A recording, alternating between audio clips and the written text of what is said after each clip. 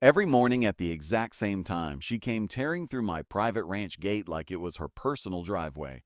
She was loud, arrogant, and worst of all, untouchable because she sat on the HOA board.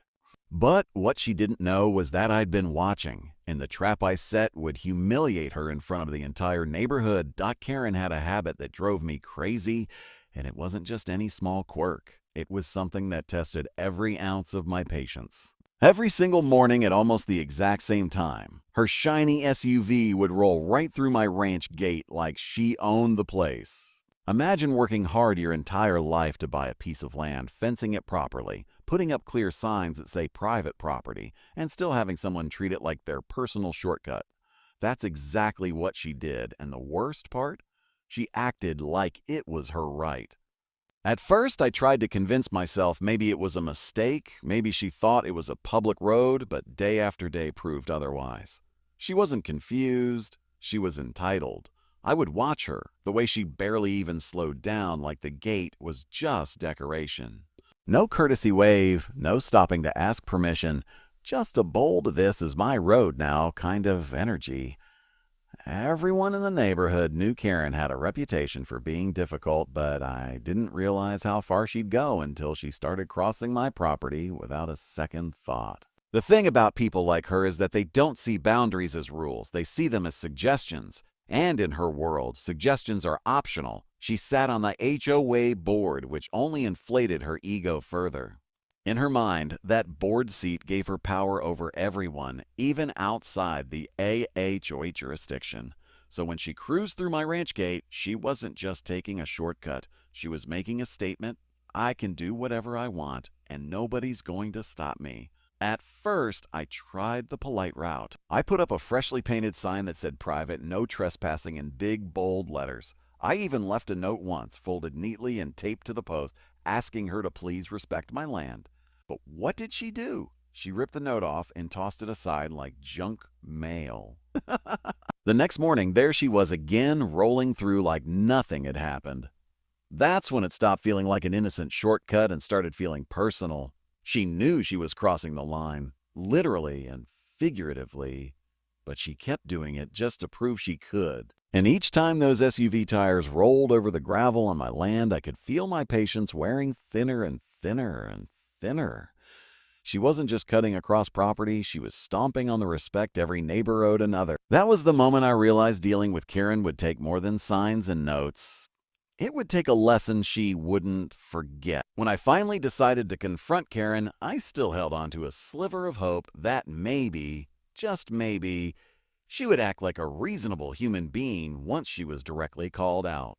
I figured if I looked her in the eye and explained calmly that she was trespassing on my private property, she would understand.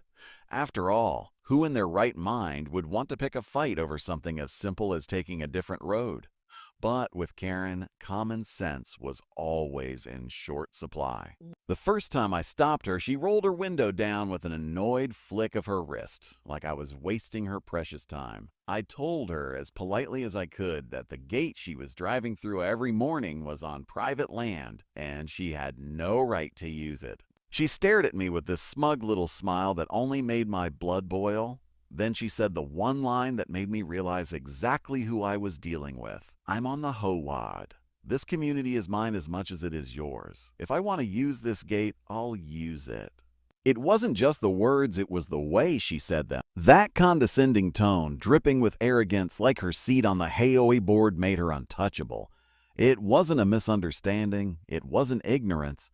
It was pure entitlement. She wasn't just dismissing me. She was daring me to challenge her authority. I tried to keep my cool. I explained that the land was legally mine, fenced and registered, and the HOA had zero control over it. Her smirk didn't fade one bit.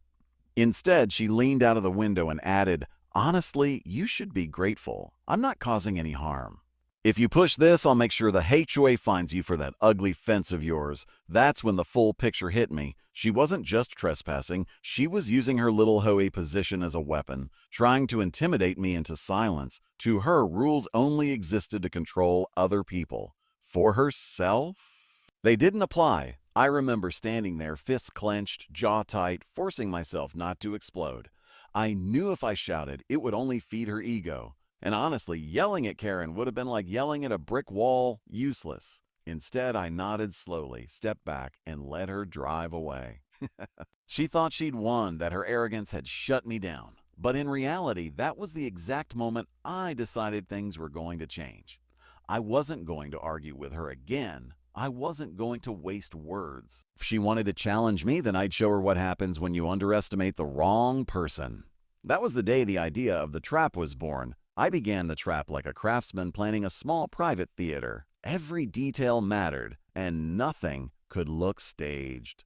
First, I needed proof and cover. I set up a few discreet cameras, one hidden in the post of the gate, another tucked behind an old hay bale, and a third disguised as a birdhouse on a nearby pole. They weren't there to shame anyone at first. They were there to document pattern and timing so the trap would trigger perfectly without a false alarm. Watching the footage for a week taught me everything. The exact minute she left her house, how fast she took the bend, which lane she hugged. Predictability is a villain's best friend and a planner's best ally. Next came appearance. The gate had to look absolutely normal, a natural part of the ranch, nothing flashy. I built an outer shell that mimicked an automatic gate with a standard control box and a neat keypad bolted on. From the road it read as official and lawful, so Karen would never suspect a setup. Inside, though, was the real work. I modified a couple of pressure-activated sprinkler heads and linked them to a motion sensor hidden in the gate post. When the sensor detected the weight and movement of her SUV crossing the threshold, it would trigger the system. No remote input, no human presence, just perfect timing. As for the payload, I was careful. I wasn't trying to ruin a car or hurt anyone. I wanted humiliation and a lesson, not a lawsuit. So I mixed washable, non-toxic, water-based paint with a small amount of harmless, farm-sourced organic slurry, enough to make a scene and leave a smell that people would talk about for days, but not enough to damage paint or clog engines. I tested the mixture on an old trailer until the wash-off procedure worked reliably. I also rigged the system to cut off quickly, 10 seconds max, so it would be dramatic, messy, and then stop. Safety was non-negotiable. I double-checked wiring, ensured the sprinklers couldn't spray into the exhaust or engine bay, and installed a manual shutoff in plain sight in case of emergency. To protect myself legally, I documented everything. Timestamps from cameras, the composition of the mixture, and the precautions I'd taken. It felt strange to plan humiliation like it was a science experiment, but every choice was deliberate. No cruelty, just consequence. The night before the trap went live, I sat in my truck and watched the gate by the glow of the moon. My heart was steady, my hands clean. I wasn't gloating. I was resolved. This wasn't revenge for revenge's sake. It was the moment I intended to draw a line and make sure everyone, even a board member, understood where respect ends and entitlement begins. The morning the trap sprang felt like the quiet before a storm. I checked everything twice, cameras angled just right, the mixture tested, the sensor calibrated to the exact weight of her SUV. When she pulled up, she was smug as ever, sunglasses on, hair perfectly styled like she owned the sunrise. She didn't even slow down. That confident throttle is what I'd been waiting for. Her tires crunched over the gravel and the sensor caught her weight. For a split second, nothing happened, long enough for her to think she'd beat me at my own game. Then the sprinklers erupted. It wasn't a subtle mist. It was a theatrical deluge. Paint in angry splashes, red and blue, pinged off chrome and glass, streaking across her windshield like abstract vandalism. Underneath it all, the slurry added a rank, unmistakable tang. It coated the hood and ran down the scene. The smell hit the air like a physical thing, and a couple of nearby roosters went silent as if even they were scandalized. She slammed the brakes, cursing, windows fogging with the spray. For one beat, she sat stunned, mouth open, as color dripped down her face like a bad joke come to life. Then panic pushed her into motion. She flung the door open and tried to wipe the paint from her sleeve, then her face. Her hands were useless. The more she rubbed, the worse it looked. People were already peeking over fences. Someone shouted, half laughing, half outraged. Another neighbor stepped out with his phone, filming. The cameras I'd hidden did their job too. Every angle, every second logged with a timestamp that would later be impossible to argue with. She screamed my name at the top of her lungs, the kind of scream that tries to summon authority like a talisman. You'll pay for this. she shrieked, fingers trembling on the gate. She ran back to the SUV and started the engine, spinning the tires until mud spat in the air, but the paint and slurry had bonded with everything. Mirrors, bumper, the chrome letters on the back. Her perfect SUV looked, in that moment, like a prank prop in a low-budget comedy. I walked up slowly, not to provoke, but because the situation didn't need heat. Facts would do the talking. "You ignored the sign," I said, steady. "You ignored requests. This was the consequence."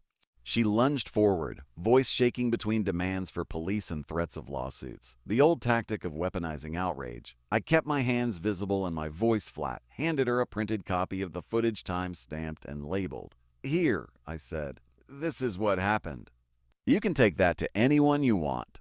That night, I uploaded the footage to the HOA chat. Within minutes, phones buzzed, then chimed again as neighbors watched the clip on repeat. First disbelief, then laughter, then a murmur that rippled like a tide. The payoff wasn't just the spectacle, it was the record. The camera didn't lie, and neither did the timestamps. Her threats sounded hollow when replayed alongside the clear sequence of events. The trap had done more than humiliate. It had sealed the narrative in cold, indisputable pixels. By the time the dust settled, the fallout was bigger than even I expected. The footage spread like wildfire.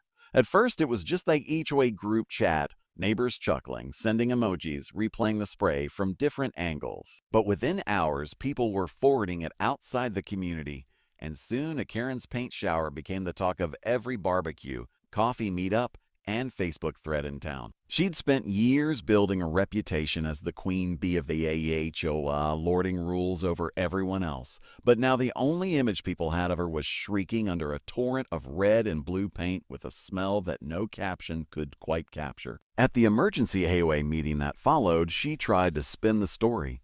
She arrived late, her SUV still faintly tinted despite multiple car washes, and the smell lingered enough that people shifted in their seats when she walked in.